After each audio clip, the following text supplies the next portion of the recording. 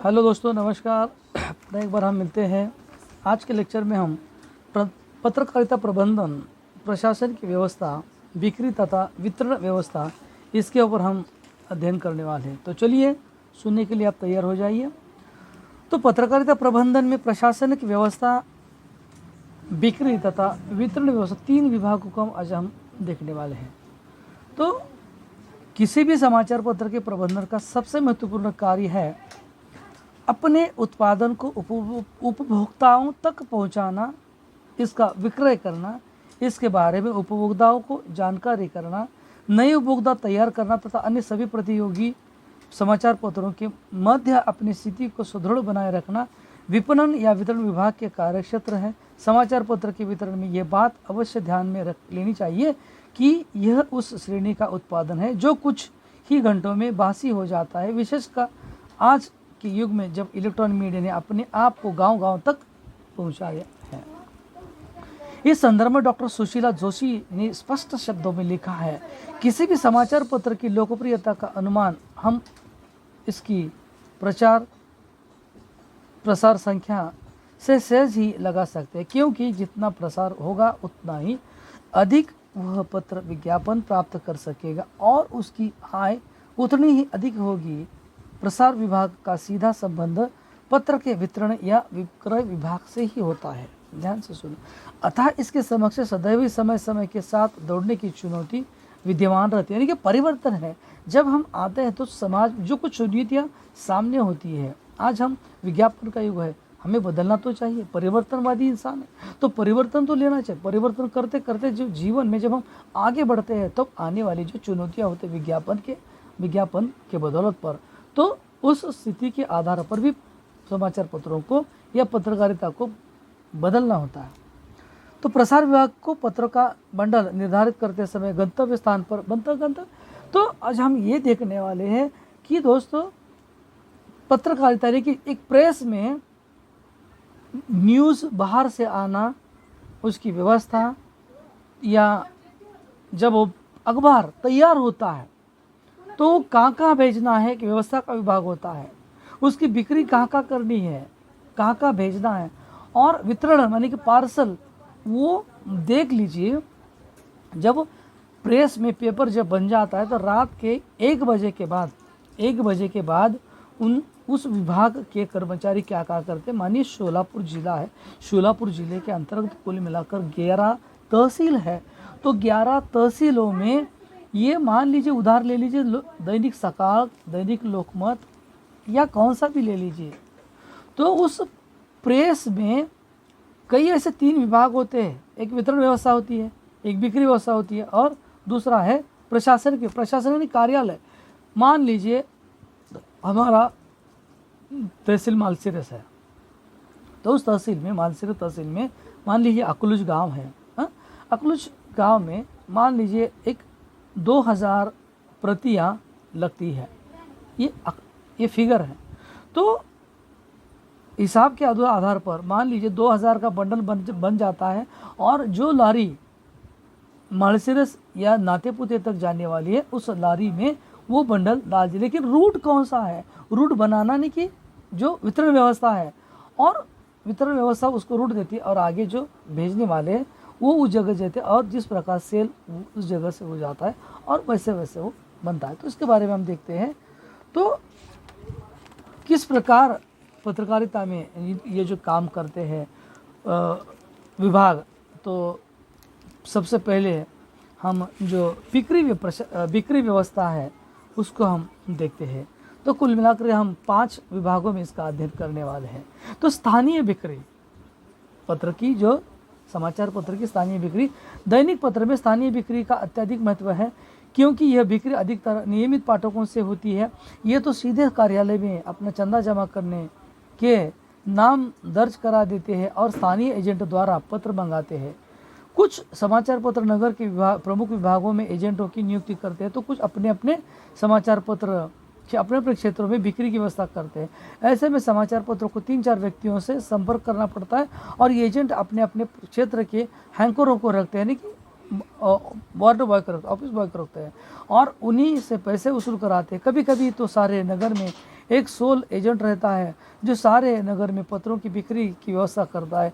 इन एजेंटों को समाचार पत्र काफ़ी कमीशन देता है और एजेंट उस कमीशन में से कुछ कमीशन हैकरों को देता है। यह हैकर एजेंट के प्रति काफ़ी वफादार होते हैं। सोल एजेंट नियुक्त करने के से कार्यालय को विभिन्न स्रोतों से पैसा इकट्ठा नहीं करना पड़ता और सारा पैसा एक ही जगह से वसूल हो जाता है, परंतु इसे कार्यालय का ग्राहकों या वह हैकरों से संपर्क टूट जाता है और सोल एजेंट कुशल, अनुभवी और मेहनती नहीं है तो समाचार वितरण व्यवस्था पर काफ़ी बुरा असर पड़ सकता है।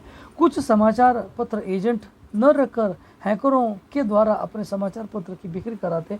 ये हैकर्स अपने अपने ग्राहकों को बांध लेते हैं और समाचार पत्र इन हैकरों को काफ़ी अच्छा कमीशन देते हैं। साथ साथ समय समय पर साइकिल, पंखे, डायरी आदि भेंट वस्तु देकर प्रोत्साहित करते हैं और क्योंकि इन्हीं हैकरों पर समाचार पत्र की बिक्री निर्भर होती है। हैकर को यह कमीशन समाचार पत्र के मूल्य के हिसाब से मिलता है। इसके अलावा फुटकर बिक्री भी होती है कि जो स्थायी नहीं होते, वह बिक्री चलते फिरते सड़क पर, मोहल्ले में, रेलवे, बस स्टैंड आदि, सिनेमाघर आदि जगह जगह करते हैं।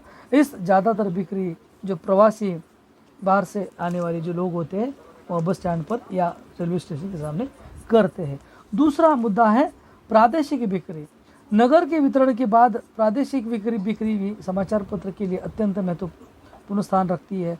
प्रादेशिक बिक्री से तात्पर्य है कि जहाँ समाचार पत्र अन्य नगरों से प्रकाशित होते हैं, अखबारों की प्रतिस्पर्धा में जल्द पहुँच जाए जाते हैं, राजनीतिक, भौतिक, सांस्कृतिक दृष्टि से निकट हो। ये बिक्री भी ज़्यादातर एजेंटों द्वारा ही की जाती है। इन्हें समाचार पत्र उचित कमीशन देता है, जिसके फलस्वरूप से ये एजेंट प्रदेश में बिक्री की व्यवस्था करते हैं। जो लोग डाक द्वारा पैसे जमा करा कर समाचार पत्र मंगाते हैं, उनको भी समाचार पत्र वहाँ के एजेंटों को सौंपा जाता है। तीसरा है डाक द्वारा समाचार पत्र भेज दिया जाता है। बहुत सी जगह वहाँ एजेंटों की नियुक्तियाँ संभव नहीं होती और तो डाक पार्सल के द्वारा ये पत्र जैसे कि पत्रियाँ भेजी जाती है। साप्ताहिक, मासिक पत्रों इस तरह से इतना प्रभाव नहीं पड़ता जितना दैनिक पत्र पर, और फिर भी इन पत्रों को भेजने की निश्चित तिथि होनी चाहिए जिससे पाठक को समय समय पर उपलब्ध हो सके। अगला है विमान, रेल या बस सेवाएं। इस व्यवस्था या इस माध्यम से भी पत्र या पत्रिकाएं लोगों तक नियमित रूप से भेज दिए जाते हैं।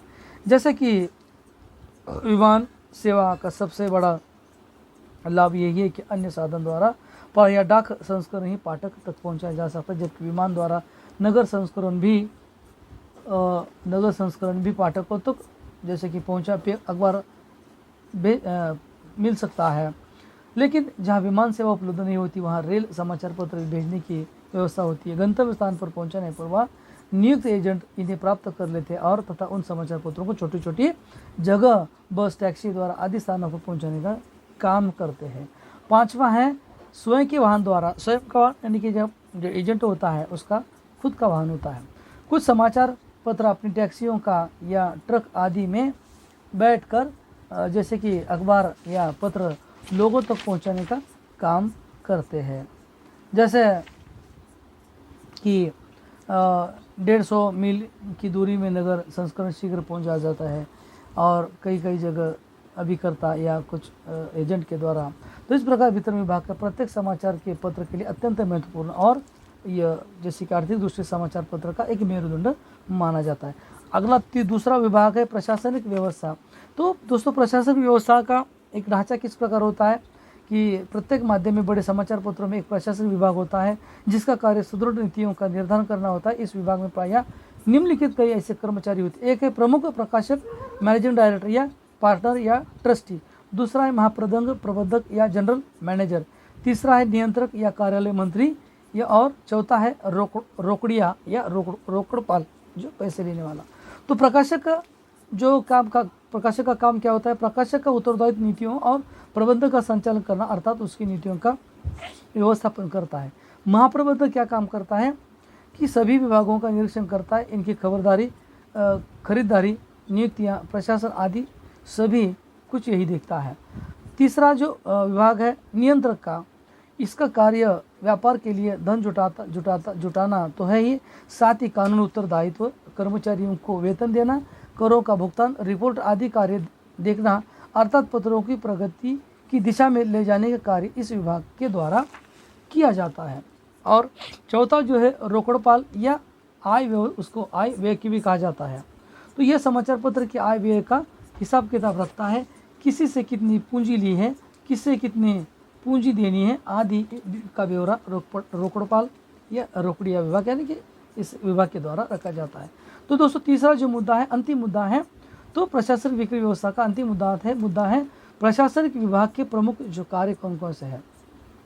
तो कुल मिलाकर यहाँ पर हम 12 कार्यों का यहाँ जिक्र करते हैं। पहला है कर्मचारियों की भर्ती, उनका प्रशिक्षण, उनकी वैधानिक आवश्यकताओं आदि का संचालन इस विभाग के अंतर्गत आता है। दूसरा है कर्मचारियों की उपस्थिति, उनके अवकाश आदि का लेखा जोखा करना, उनकी उपस्थिति के अनुसार वेतन आदि के लिए लेखा विभाग को सूचित करना। तीसरा है प्रशासनिक विभाग की चपरासी, चौकीदार, वाहन चालक आदि से संबंधित सभी रिकॉर्ड दस्तावेज रखता है। चौथा है वैधानिक एवं कानूनी कार्यवाही के लिए यही विभाग पूर्ण रूप से उत्तरदायित्व है। पांचवा है छुट्टी पर रहने वाले कर्मचारियों की एवज में दूसरे कर्मचारियों से कार्य लेकर कार्यालय की व्यवस्था बनाए रखने का काम प्रशासनिक विभाग का ही है। छठा है संस्था की सुरक्षा का दायित्व भी प्रशासनिक विभाग का है। सातवां है संस्थाओं में वाहन विभाग का कार्य प्रशासनिक विभाग के पास होता है। चालकों की ड्यूटियों की, गाड़ियों की देखभाल, नियमित सर्विस, लॉगबुक, रिकॉर्ड आदि रखना। आठवां है प्रशासनिक विभाग की रात्रकालीन व्यवस्था की नियुक्ति करता है और दैनिक रिपोर्ट के अनुसार पर उसके ऊपर कार्रवाई करता है। नौवां मुद्दा है संस्थान के भूमि और भवन से संबंधित कार्यों की जिम्मेदारी प्रशासनिक विभाग की होती है।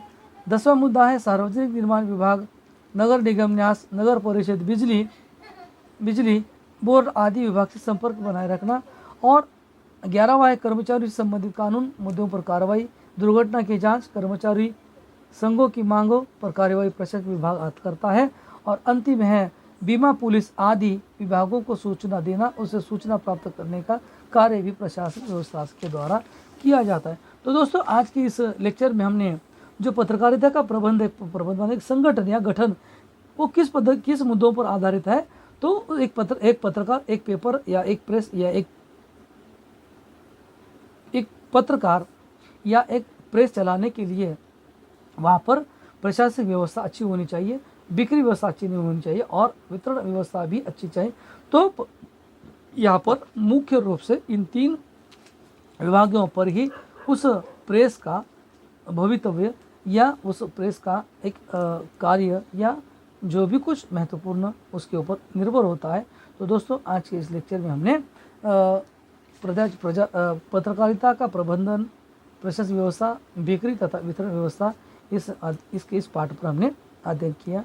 मिलते हैं अगले लेक्चर में, तब तक के लिए धन्यवाद।